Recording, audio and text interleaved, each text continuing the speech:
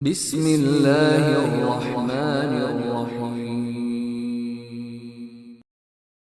ایک دفعہ رسول کریم صلی اللہ علیہ وآلہ وسلم کعبہ شریف میں سجدے میں تھے۔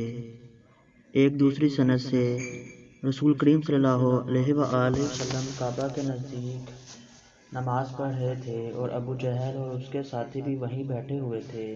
تو ان میں سے ایک نے دوسرے سے کہا کہ تم میں سے کوئی شخص ہے جو قبیلے کی جو اونٹنی ذبح ہوئی ہے اس کی اوجری اٹھا لائے اور لا کر جب محمد صلی اللہ علیہ وآلہ وسلم سجدے میں جائیں تو ان کی پیٹھ پر رکھ دے۔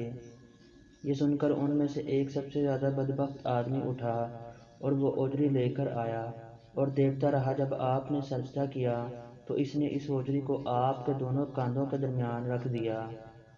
عبداللہ بن مسعود کہتے ہیں، میں یہ سب کچھ دیکھ رہا تھا مگر کچھ نہ کر سکتا تھا، کاش اس وقت مجھے روکنے کی طاقت ہوتی۔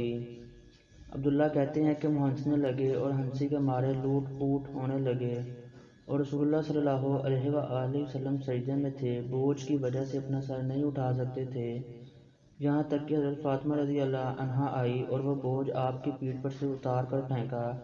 تب آپ صلی اللہ علیہ وآلہ وسلم نے سر اٹھایا، پھر 3 بار فرمایا، یا اللہ تو قریش کو پکڑ لے۔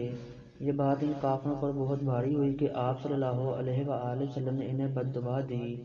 عبداللہ کہتے ہیں کہ وہ سمجھتے تھے کہ اس شہر مکہ میں جو دعا کی جائے وہ ضرور قبول ہوتی ہے۔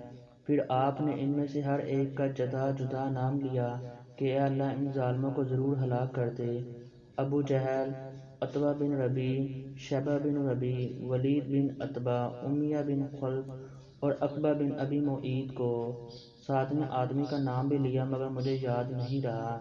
اس ذات کی قسم جس کے قبضے میں میری جان ہے کہ جن لوگوں کے بد دعا کرتے وقت آپ صلی اللہ علیہ وآلہ وسلم نے نام لیا تھا، میں نے ان کی لاشوں کو بدر کے کنویں میں پڑا ہوا دیکھا۔